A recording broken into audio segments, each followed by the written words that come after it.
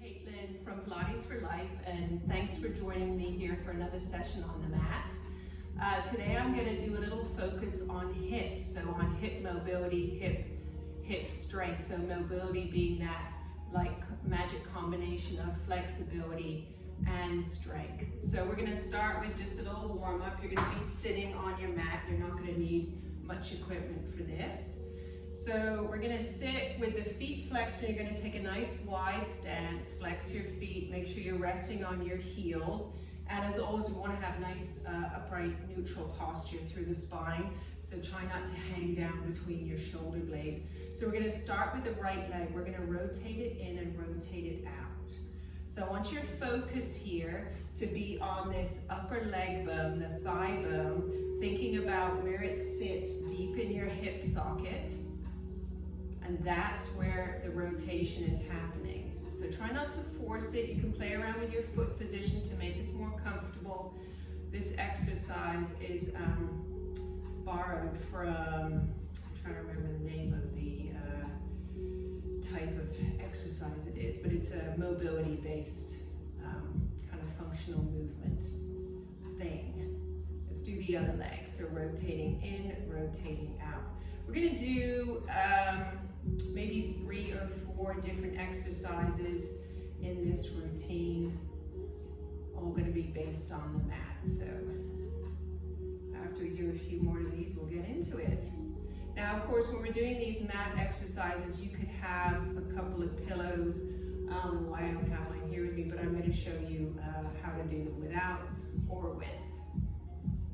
All right, so that's a nice little warm up. So you're going to lay on your mat, and normally I would have a pillow under the back of my head, but I forgot to bring one over. So put something under the back of your head for comfort, and also to try and bring your head in line with your spine so that you can get a nice neutral spine. So we're going to place our hands on top of the hip bones. We're going to do some knee drops. So I want your feet and knees hip width apart in parallel. We're going to keep the pelvis still, so anchor it to the mat as you take your right knee out to the side. And then bring it back. Left knee out to the side.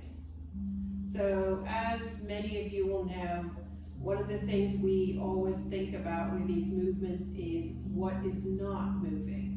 So we're moving the leg, but we are not moving the pelvis or the spine. So you can only improve your mobility here in the hip joint if you can actually keep your pelvis still. So I'm not rolling it, I'm anchoring it. And I'm using my deep abdominals to do that. Let's do a couple more of these. And I should really give you some tips on making these more challenging. If you want to make them more challenging, you can have your arms up. So we'll do a few more with the arms up. When you do it with the arms up, when the hands aren't on your pelvis, you have to really be aware of whether your pelvis is moving or not. You have to really hone in on that. Last one, right and left. Awesome. All right, so bring the arms down. So now we're going to come into some side lines. We're going to do a couple of exercises here in side line. We're going to start with oyster, which you probably know. Great exercise because it's going to do the same, pretty much the same movement that we did lying on the back, but we're going to do it against gravity this time. So we're going to be opening and closing this top leg. Now, if you've got your pillows or a towel, you're going to stretch out your bottom arm, put the pillow here, rest your head on top. If you want to make this a little more challenging, you can join me. You can pop the hand on the head so your whole side body is off the mat. The knees are bent, the heels are in line with the back of the body, the hand goes on the top hip, and we're going to hover the feet up. So we open and close here. So this is definitely going to be more challenging having your upper body lifted like this if you're doing it like I am on the elbow. So we're trying to hover the feet nice and still. Really work on getting this top leg into your end range. Make sure you're not moving the bottom leg, that knee stays planted on the mat. I'm already getting tired here. Pressing open, heels stay together. Try and hover the feet in that same spot. Let's do 2 more. And our last one, we're gonna open and hold. So get into your end range and hold for 4, 3, 2, 1, and relax. Ooh, that's quite challenging. Okay, so I'm gonna make it a little easier for myself and kind of lengthen out a bit, but I'm still propping up my head. Remember, you can do it with the arm long and your head resting on the pillows. So now we're gonna take the legs long and straight. We're gonna bring them forward. We're gonna do a side passe.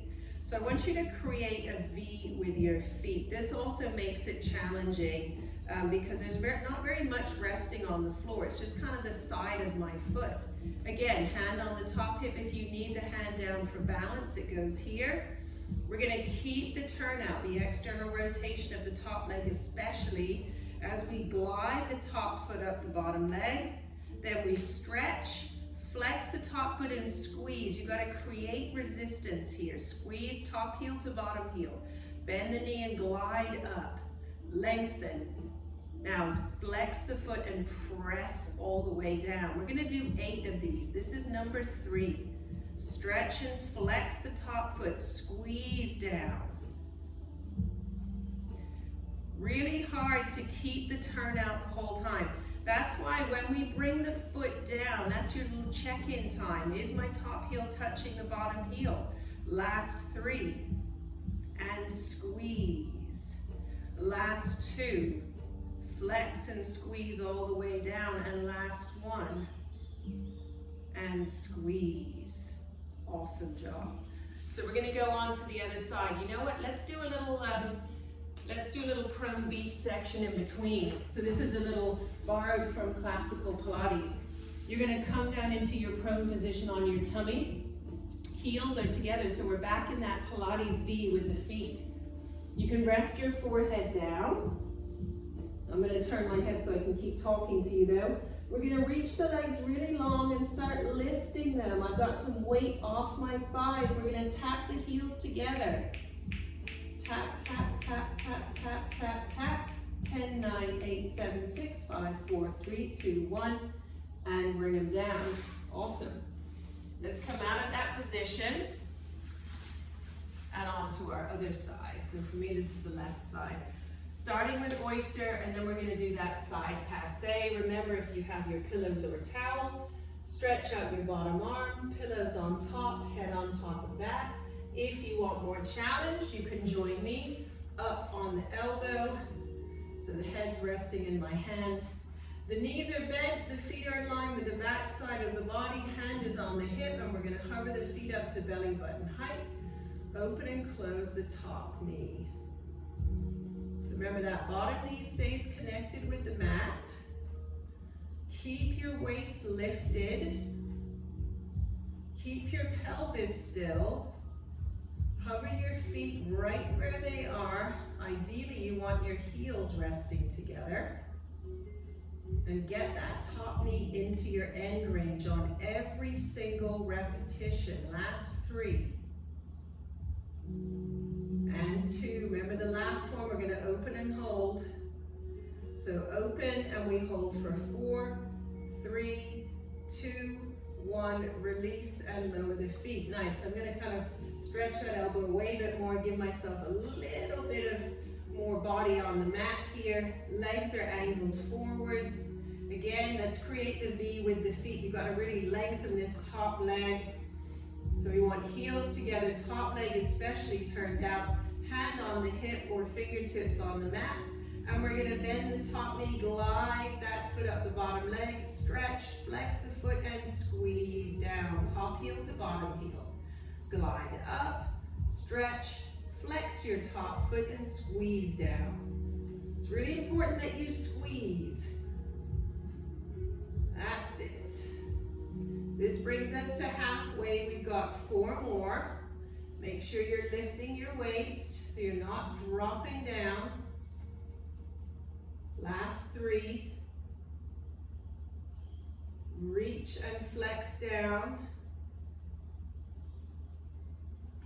You've only got 1 more. Glide up, reach, flex, and press all the way down and relax. Nice work. All right, so to finish, I'm going to show you a couple of different ways to do a really nice outer hip stretch. So it's a classic figure of four stretch, which means one ankle crosses over the other knee, and it's going to be the same in whatever position you do it in. So if this is enough stretch for you, you just push the knee away. If you want to go deeper, you pull the thigh in and then push the knee away. Or, I love this version, if you have an available wall, you're going to do it against the wall. So you're going to walk your legs up the wall.